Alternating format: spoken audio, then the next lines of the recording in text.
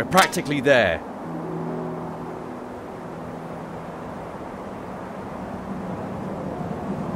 It's nearby.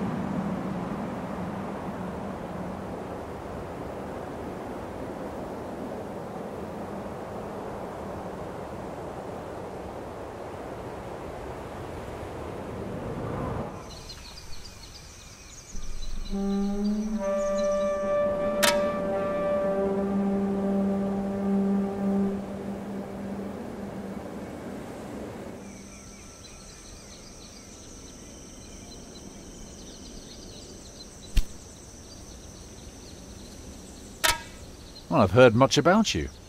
Let's see how much of it is true.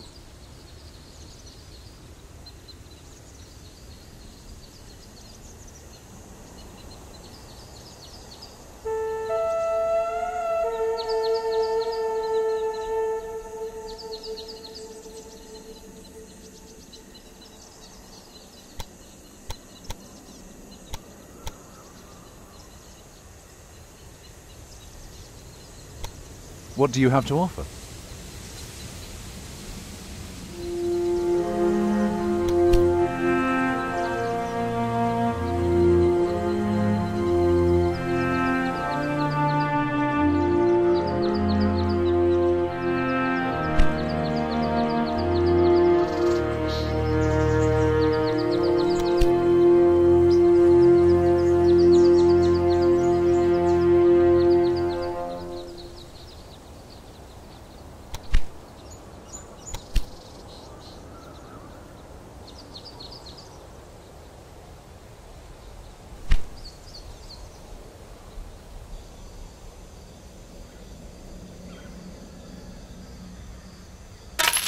You have made a good offer indeed.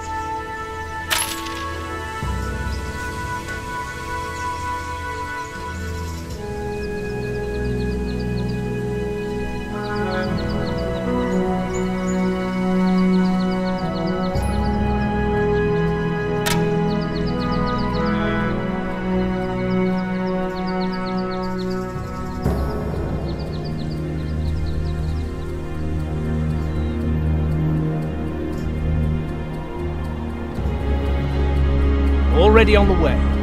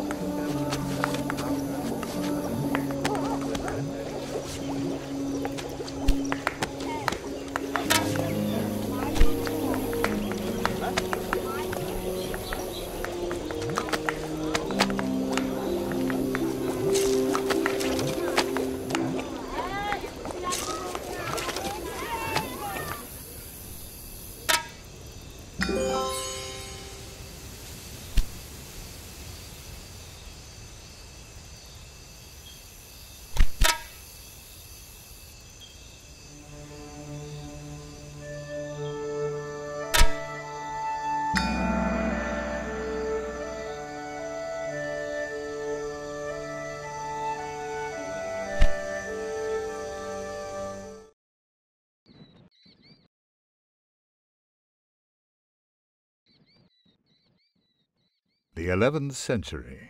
All of Europe is in upheaval.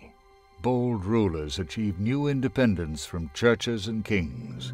Increasing numbers of towns that grow ever more influential arise around monasteries and dioceses. Skilled professions and trade flourish, resulting in larger markets and new inventions.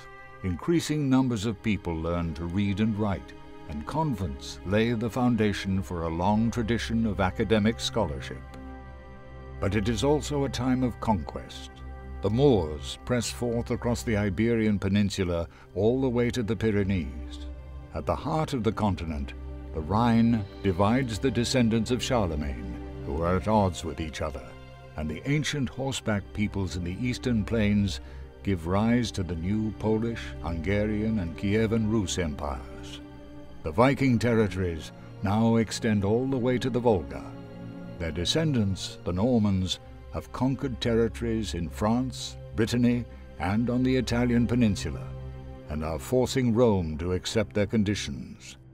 To the east towers Constantinople, proud heir of the Greeks and the Romans, the center of the Orthodox Church, eternal bridge between the Occident and the Orient. For generations, the Byzantines have defied the Bulgarian rebels in the west and the Seljuks in the east from this very city. They have even been able to drive back the Normans, at least so far.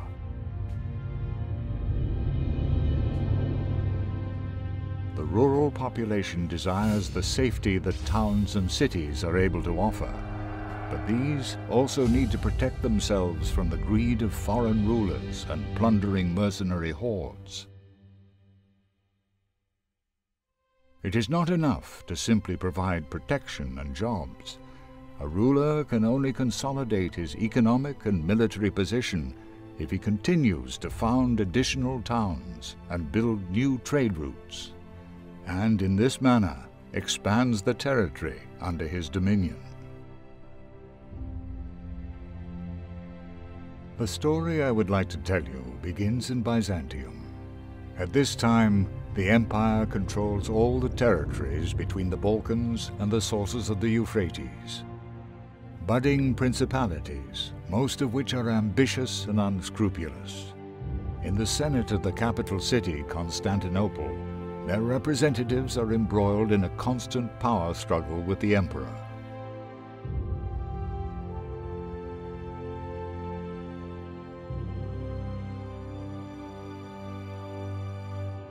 Intrigues and civil war result in the emperor's throne constantly changing hands for centuries. It is only under Constantine X that the empire finds a certain modicum of peace, in part thanks to his ravishing bride Eudokia, whose wisdom is known far and wide. The hero of our story grew up in Sofia, far away from the imperial court, but his rise to power will be unparalleled. For now, he is as young as he is inexperienced, and much time will pass before I can call him my friend. His name is Leon Veselius. His father made a name for himself on the eastern battlefields, and Leon, full of ambition, strives to follow in his footsteps. The old warrior has just been assigned to the Imperial Guard. Before he departs, he transfers control of Sofia to his son. Leon is to continue leading his hometown, ensuring that it prospers. For this purpose, the father gives his son a book filled with the teachings of a certain wise leader. Thereupon, I encounter this young man for the first time, for I am the author of that book. Listen to the teachings of Rahib the Wise. Your town is the ground on which your glory thrives, and happy is he who finds treasure on this soil.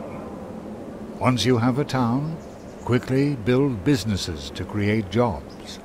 Show your subjects that your towns prosper and are not simply instruments of war.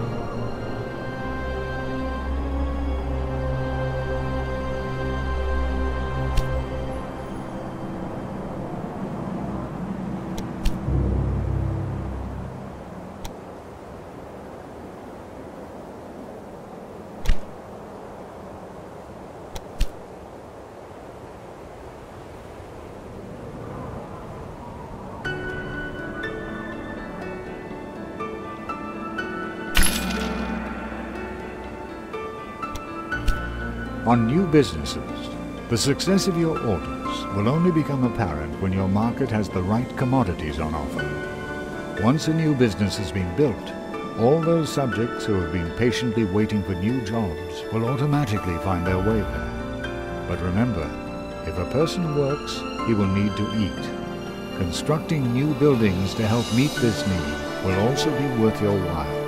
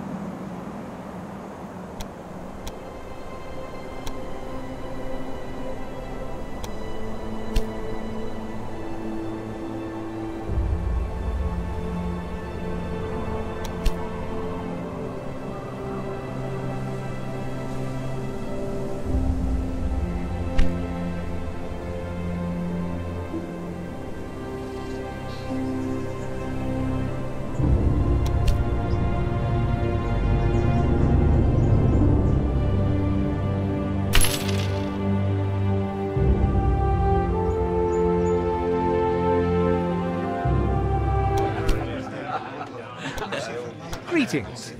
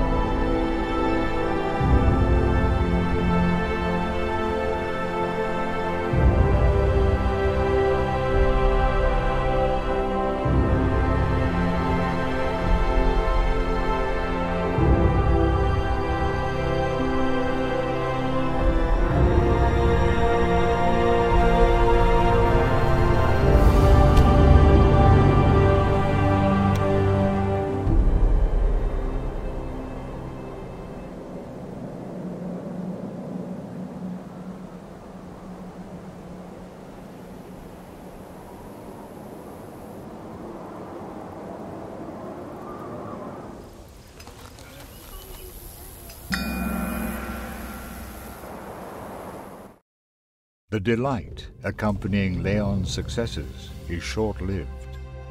An imperial courier bears the appalling news. Murderers, hired by an unknown party, surprised the emperor in his chambers.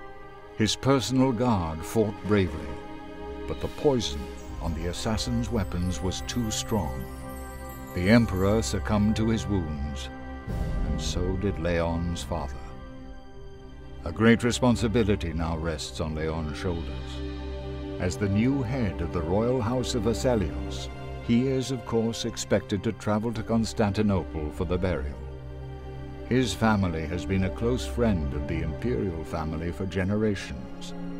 But after the ceremony, the strong-willed Eudokia is to take the throne, and nobody knows what the future holds.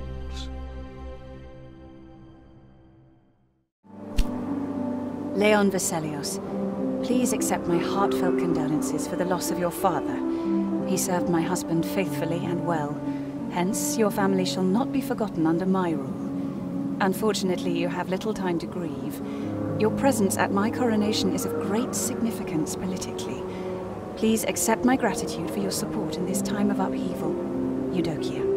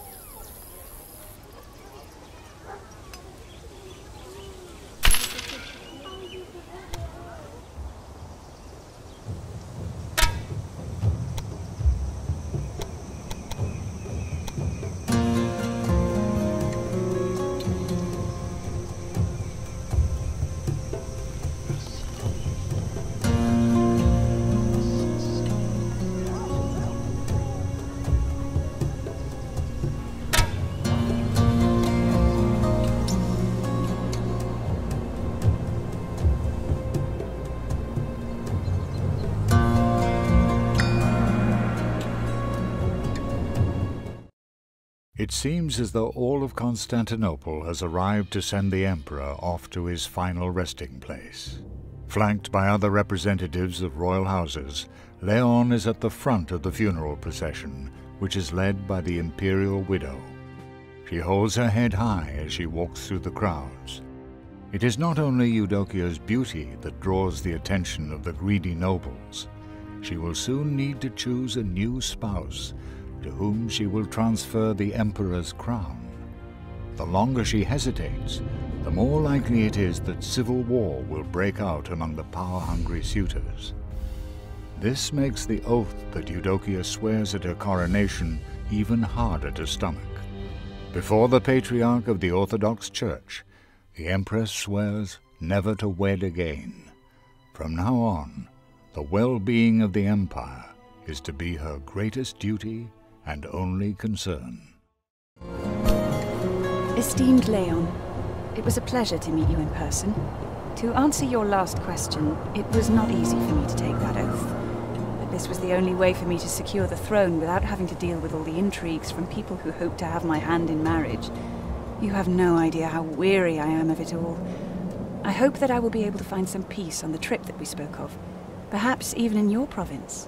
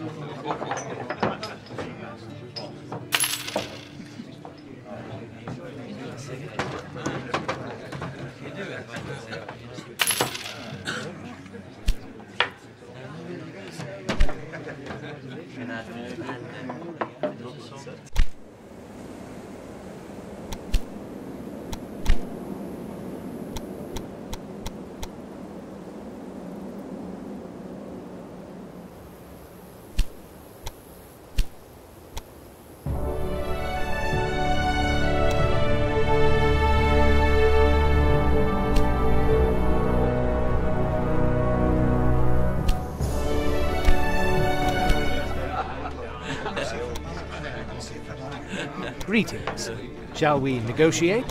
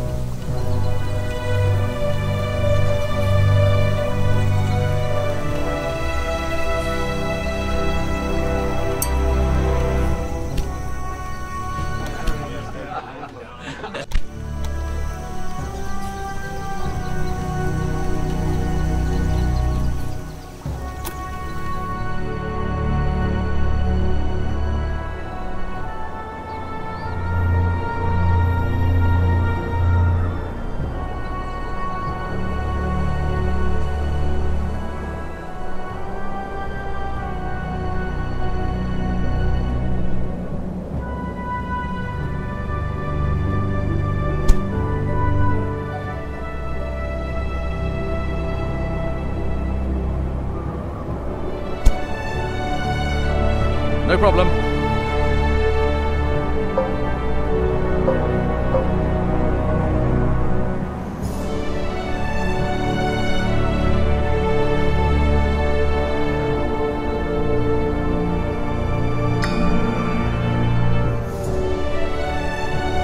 The trade route to Constanta has not been repaired since the last war.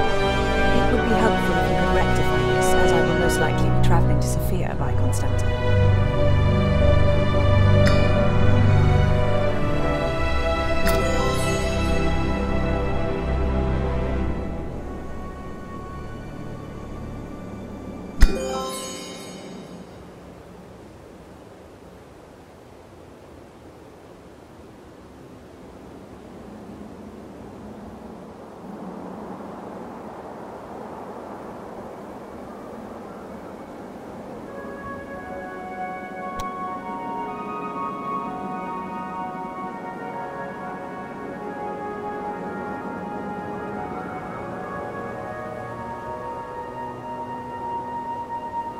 A good choice.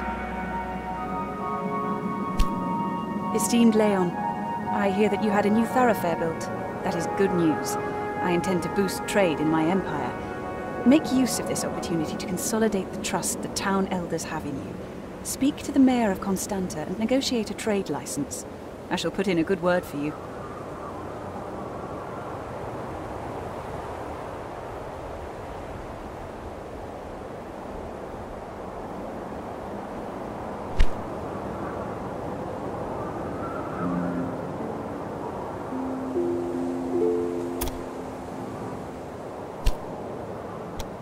Welcome. Well then, tell me about your offer.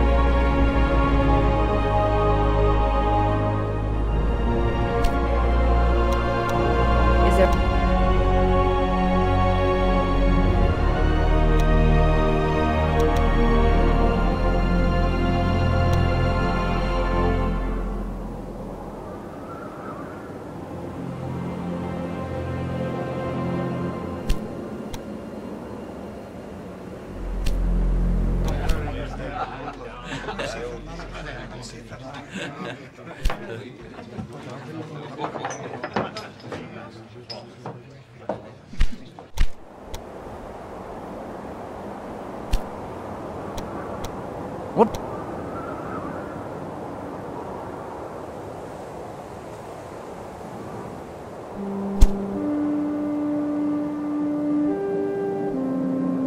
Exquisite.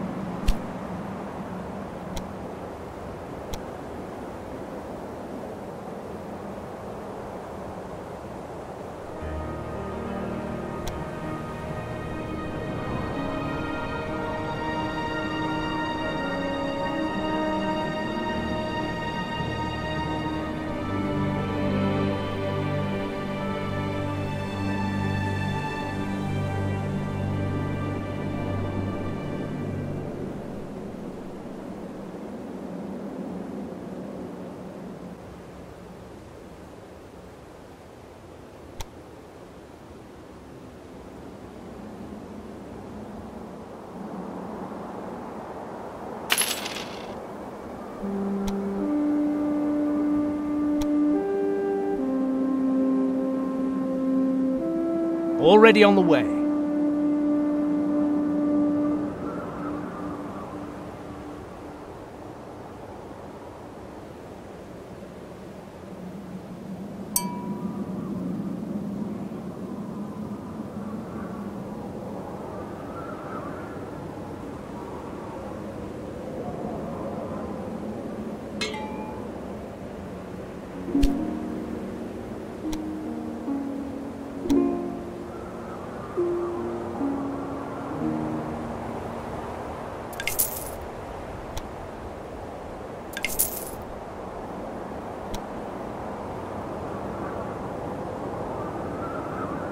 Already on the way.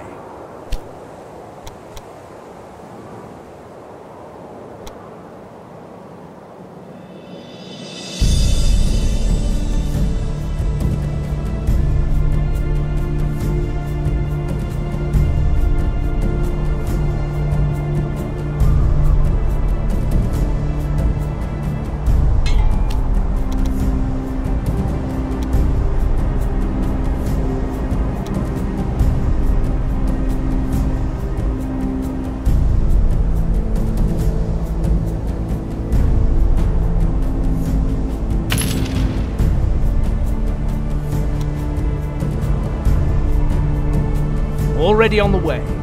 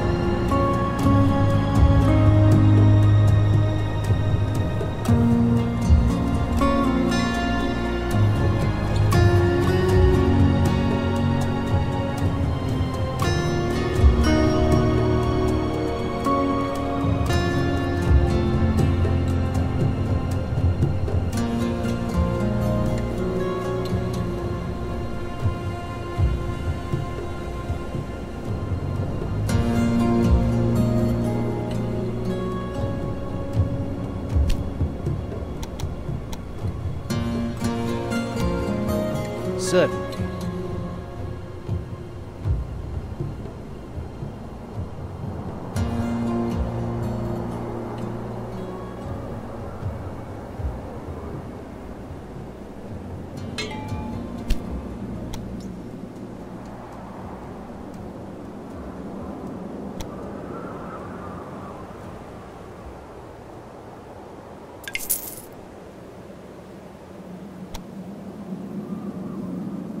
Happy to oblige.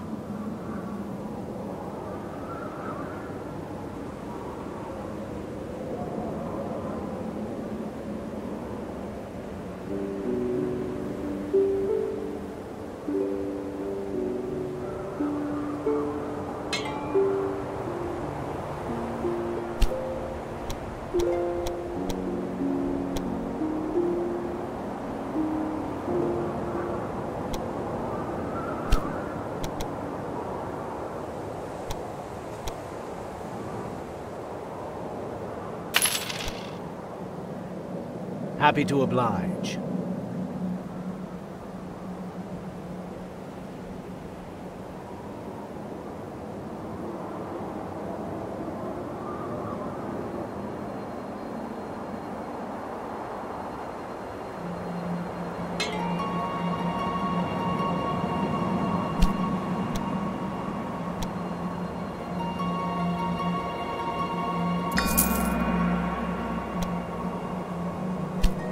On business dealings, it's good to have an ally, but it's even better to have many. You should conduct trade with